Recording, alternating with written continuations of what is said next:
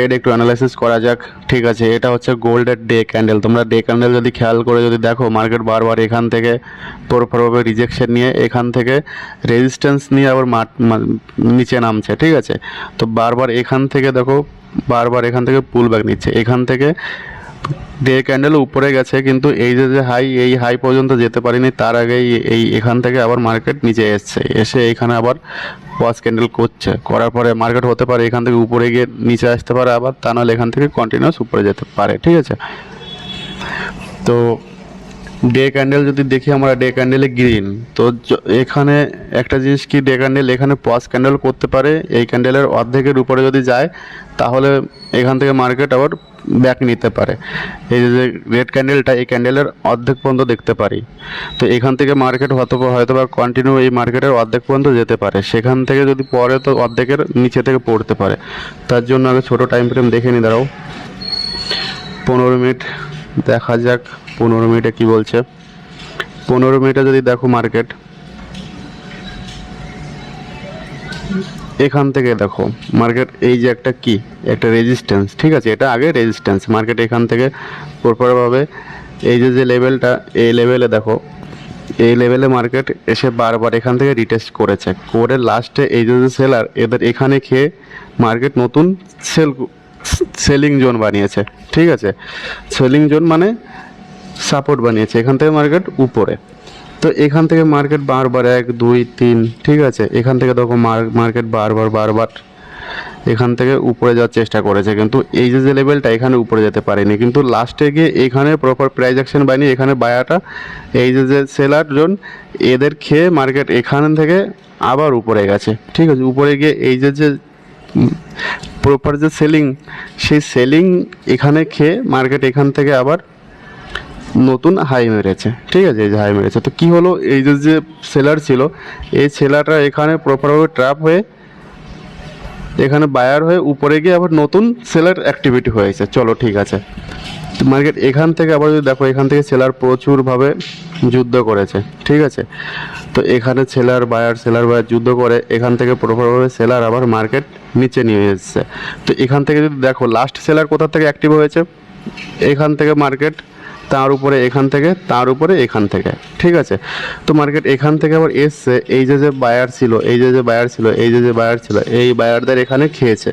ঠিক আছে, এই সব বায়ারদের এখানে এইটুকু জায়গায় যে বায়ার ছিল সেই বায়ারদের এখানে শেষ করে দিয়েছে, কিন্তু এই যে বড় যে বাইং জোনটা, এর নিচে এখন মার্কেট আসতে পারেনি। এই মার্কেট এখানে যে বায়ারগুলো রয়েছে, মার্কেট এসে বায়ারগুলো এখনও এখানে লড়ে যাচ্ছে মার্কেট এখান থেকে উপরে নিয়ে যাওয়ার জন্য।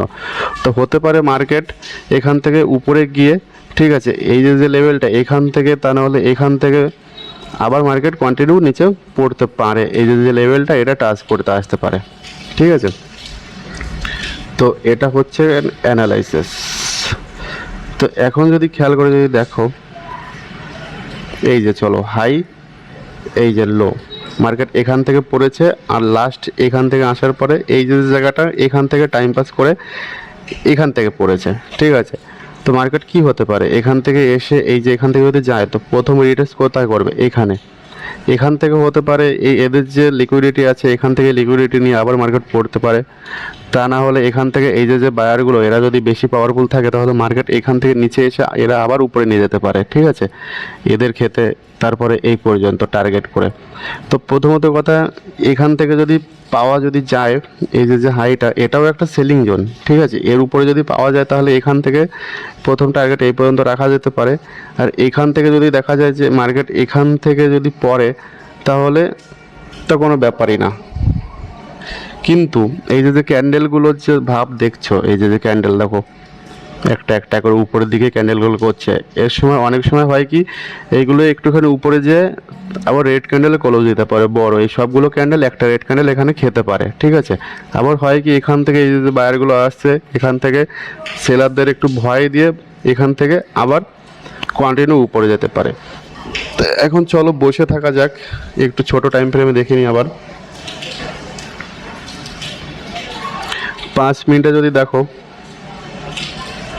5 মিনিটে মার্কেট এখান থেকে দেখো, ঠিক আছে, এই যে লেভেলটা এখানে অনেক সময় টাইম পাস করে এখানে ব্রেকডাউন দিয়ে, কিন্তু এখানে যে সেলার বায়ারগুলো আছে তারা অ্যাক্টিভেট হয়ে এখান থেকে মার্কেট আবার সেই লেভেলে নিয়ে গেছে, যে লেভেল থেকে মার্কেট সাইড ওয়াইজ গেছে। তো মার্কেট হতে পারে এইখান থেকে আবার নিচে আসতে পারে, ঠিক আছে।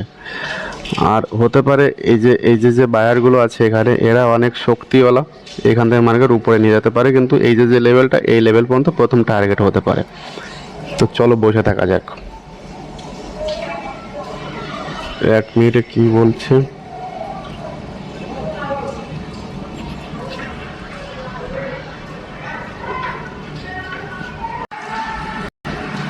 মার্কেট দেখো 1 মিনিটে এই যে জায়গাটা এখান থেকে মার্কেট আবার কি করছে, প্রপারভাবে প্রাইস অ্যাকশন বানিয়ে, ঠিক আছে, এখান থেকে ব্রেকআউট দেওয়ার চেষ্টা করছে, কিন্তু হতে পারে মার্কেট এখান থেকে ফলস ব্রেকআউট দিয়ে এদের যে লিকুইডিটি আছে সেই লিকুইডিটি হান করে মার্কেট এখান থেকে আবার একটা পড়তে পারে, ঠিক আছে। বড় টাইম ফ্রেমে একটুখানি হলো, ছোট টাইম ফ্রেম এখান থেকে যদি পড়ে তাহলে অনেক পয়েন্ট পাওয়া যেতে পারে। তো দেখা যাক, আমি এই অ্যাকচুয়ালি এখানে একটু সেলিংয়ের জন্য দেখছি, বাইং যদি আসে, এর উপরে যদি সিনারিও আসে এখানে বাইংয়ের জন্য ভাবা যেতে পারে, কিন্তু এখান থেকে একটু সেলিংয়ের জন্য দেখছি একটা ছোট টাইম ফ্রেমে, ছোট্ট রিস্ক নিয়ে যদি হয় তো এখান থেকে একটা সেলিং করে কিছু পয়েন্ট বের করা যেতে পারে।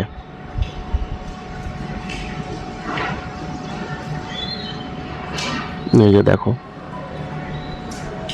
এই যে ক্যান্ডেলটা এখন বানাচ্ছে, ঠিক আছে, এই যে জায়গাটা, এই যে ক্যান্ডেলটা বানাচ্ছে, এই ক্যান্ডেলটা এখান থেকে যদি উপরে যদি যেতে পারে, কিন্তু এখান থেকে আমি প্রপারভাবে পড়তেও দেখছি না, কারণ কি এখান থেকে প্রপার বেজ বানিয়ে দেখো মার্কেট উপরে গেছে, ঠিক আছে। যেহেতু এটা ভাঙতে পারিনি এখনো, এর নিচে টাইম পাস করছে, এর জন্য এখানে একটু মুশকিল,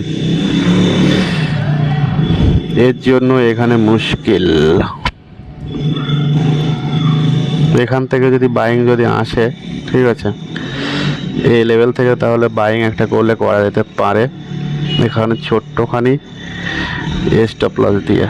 তো গাইস আমি এখানে একটা বাইং করছি, ধরো 0.05 লটে, চলো এখানে বাই করেছি।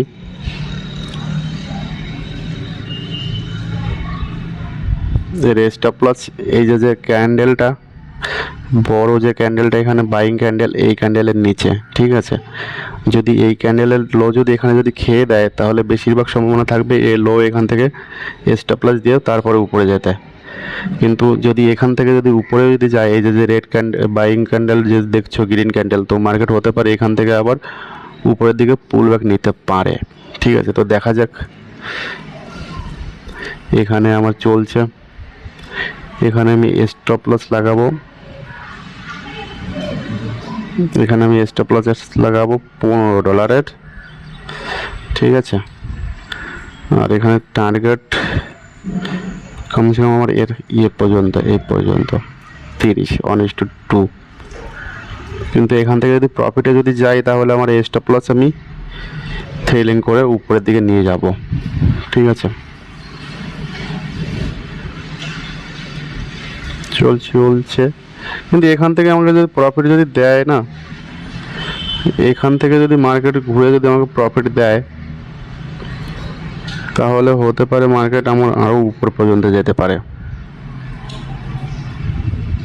ঠিক আছে।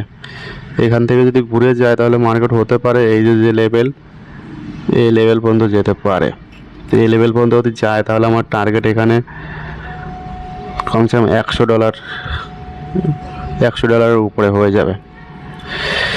তো চলো তোমরা আমাকে কমেন্ট করে বলতে পারো যে এখানে আমাকে প্রফিট দেবে কি আমাকে এখানে লস দেবে, ঠিক আছে। একটা ট্রেড নিয়েছি 0.05-এ, মানে এক লটে 0.01 লটে, এখানে আমার 0.01 লটে এখানে আমার $3 লস, ঠিক আছে, স্টপ লস, ওটা কোনো স্টপ লসই না।